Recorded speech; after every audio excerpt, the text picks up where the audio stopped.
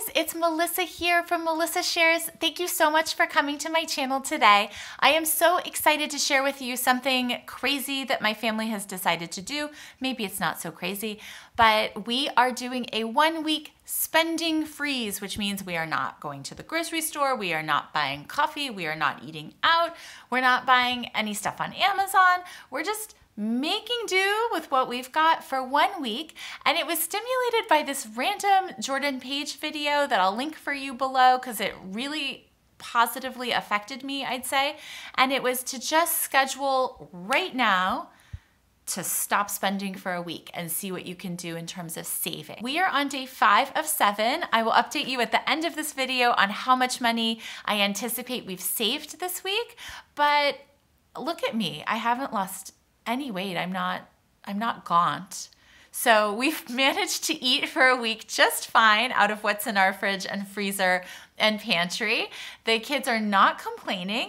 And because I was a little bit concerned, I did go out of my way to make a list of things that we could do this week for free that I wanted to share with you in case you want to try this, or in case you're not on a spending freeze, but you're just trying to save money more traditional ways by doing things that don't cost you money. So I hope you enjoyed these tips, and I'm just gonna run through them. I have 13 tips for you, so there's gotta be one that catches your eye, and hang around for my tip number 1 at the very end, because it's one that I think is really great. So here we go. So my first one is, take advantage of free things that are just happening around you. And I may be super excited in this video because we just watched a SpaceX rocket launch from Vandenberg Air Force Base, which is near us. We're here in LA.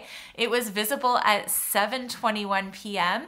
So we got the kids ready for bed in their jammies. We've had a pretty low-key day. And then we were like, hey, let's go set up lawn chairs on the front lawn. And we watched the most amazing rocket launch. So, you know, that was today and very special, but you can look up, you know, things to do in your area and a million free things will come up, especially on the weekend. Number 12, bake or meal prep. I am very well aware now that I can go for a week without buying groceries. My pantry is stocked, my freezer is stocked. I had enough produce on hand.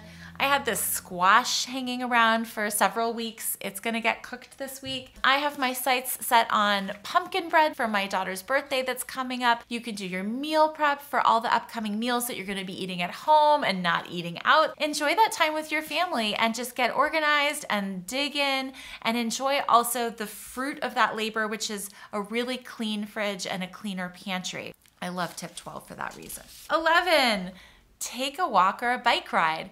This sounds like old advice, but on a week like this, take a walk or a bike ride. You might need to take one every day, and that would be really good for you. Number 10, open your mail. So we get a lot of junk mail, and it is overwhelming, and I usually just leave it there for a long time.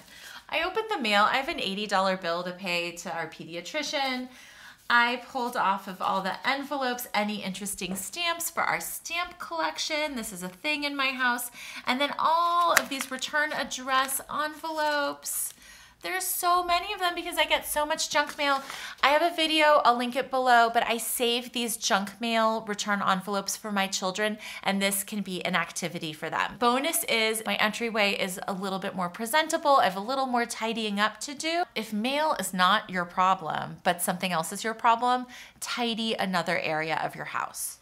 That was number 10. Number 9. Run errands that don't cost you any money.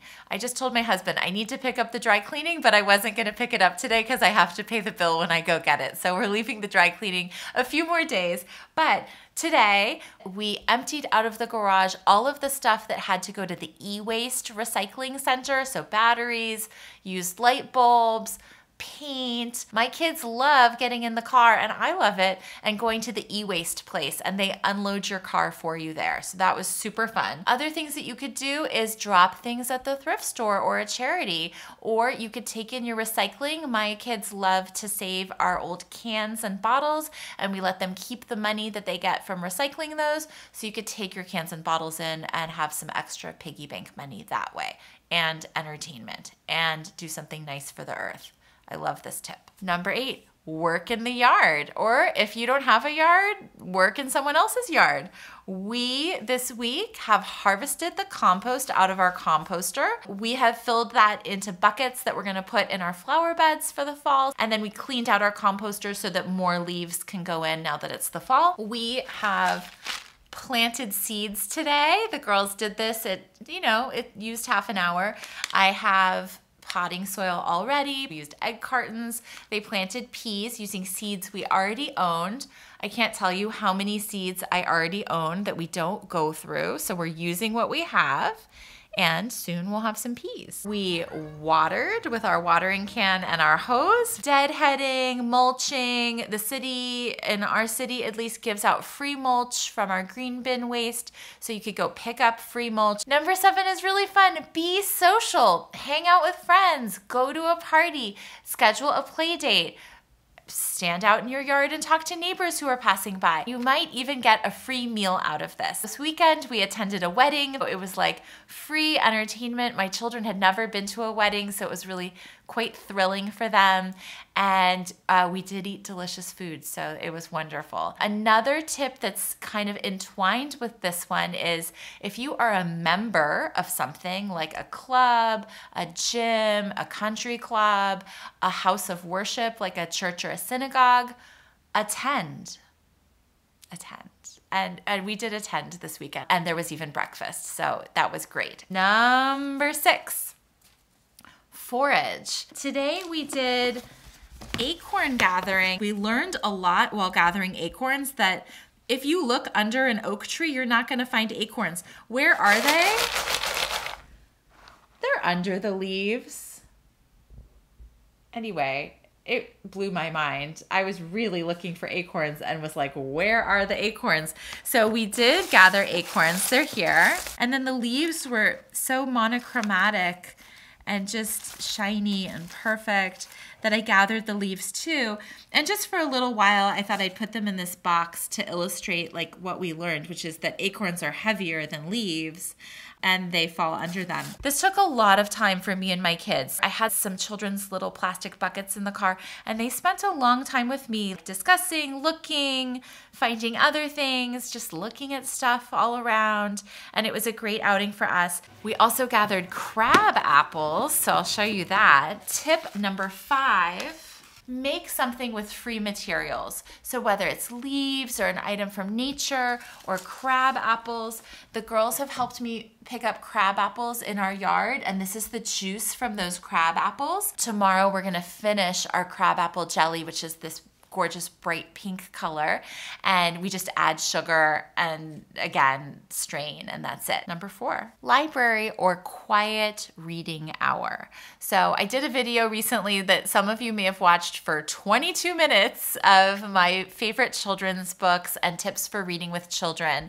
If you are not out spending money or recreationally drinking Starbucks, you could be at home reading with your kids, or your kids could be reading on their own or looking at books on their own. I've found that I'm able to cut out TV time when I just commit to reading time, especially committing to reading time during daytime hours and not at bedtime. If you want to make it fancy, you could take the kids to the library or take yourself to the library. They have all the current magazines. There's really a lot of stuff there. Try it. It'll keep you out of trouble. Number 3, pop some popcorn and watch a movie. Your kids want to be in front of the TV. My husband wants to be in front of the TV with me later tonight, and we're gonna pop this popcorn. We're super frugal people. We buy popcorn in bulk. We're gonna throw it in a pot with a clear lid. It makes popping popcorn more exciting to watch it pop through the glass lid.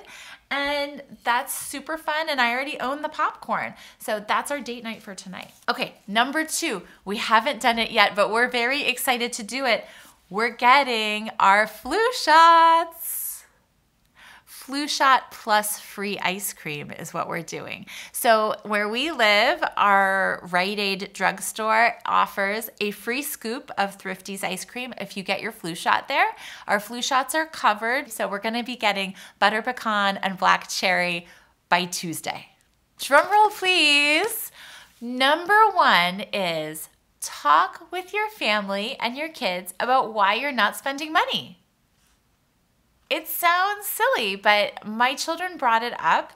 I went to the mall with them today, and what did we see but the Disney store? And what did my daughter say to me? She said, "Mommy, I own a piece of that." And she said, "It's Disney." So my children are both under the age of 5, but I'm very proud to tell you that they're pretty financially savvy little people. And I know that your little people may also be this way. We have bank accounts for them. We take their piggy bank money to the bank. That would be a great activity for this week, to empty our piggy banks and go make those bank deposits. They get a free lollipop when they go to the bank with me. And the other thing that my daughter just brought up to me today at the mall, when I said we're only going to one store where we have a credit because we're not spending any money, she said, "Oh, Mommy, there's a store that I own a piece of." And then what happened, there was a little girl who came out of there in this princess dress and princess shoes that she had just bought. And what did my 4.5-year-old do? She thanked her for shopping in her store. It just goes to show you that a 4.5-year-old is capable of learning about investing, and we're working on that now. The other thing to discuss with your kids is, why aren't we spending money this week? So that's up to you. It's whatever your goal is. Maybe it's holiday gifts, to have a nice dinner, to go on a vacation, to save money for education. There's any number of reasons why you're saving.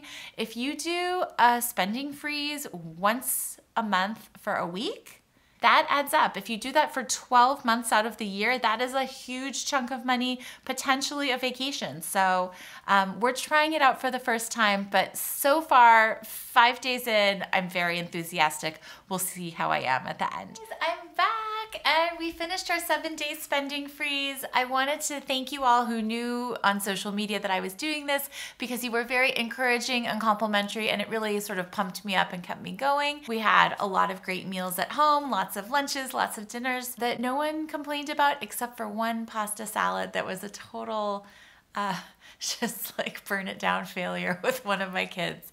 In addition to sharing my numbers with you, I wanted to show you all of the things that we produced this week while we were home. I did do some math. If I take gas out, because we did drive places and we drive all the time here in our city, we spend on average on dining out, shopping, big box stores, and groceries $268.50 per week. So $270 is what I didn't spend, since I didn't go to the grocery store or eat out or entertain the kids by buying things all week.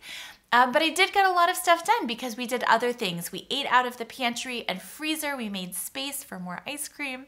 We cleaned out the fridge and got really inventive and used everything up to the last drop before we replenished it. And we baked. I wanted to show you the beautiful pumpkin bread that I made using one dented can of pumpkin that was like $1.60. I have 3 loaves of pumpkin bread, a couple muffins left. We ate some at dinner, and some little ones to go to school with my little daughter for her birthday. This is really productive. So I accomplished a lot that I was like forced to deal with on my own through sweat labor. This is going to be served this weekend at my 2-year-old's birthday party. We're doing a tea party theme. So we made the pumpkin bread. We're going to slice it and serve it with tea and coffee. And it's delicious. So that was great. I did what I said, and we made crabapple jelly. This was my 1 jar that I produced, but it's really beautiful. And this is also going to be served at our party on Saturday. So that's very special because it's homemade.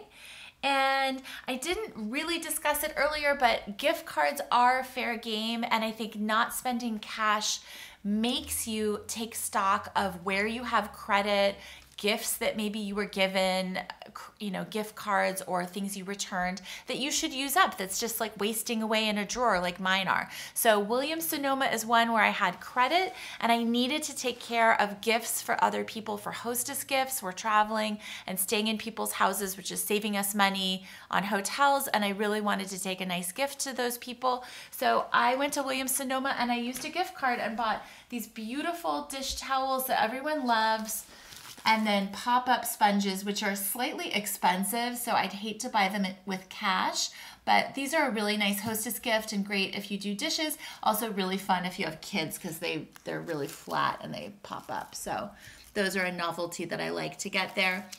I also just wanted to report back on how this felt for me. I would say that saving money is really addictive. So even though the spending freeze is over, if I could have spent money on milk and maybe 1 or 2 produce items, I probably could have gone 10 days or longer without going to the grocery store. The next thing is that we're planning this little birthday for my little daughter, and I'm doing it kind of on the cheap. I got out my books off the bookshelf. These are giving me ideas for like some party games to do with just a few neighbor kids who are coming over. I'm using the things I have. So I inherited this butter churn.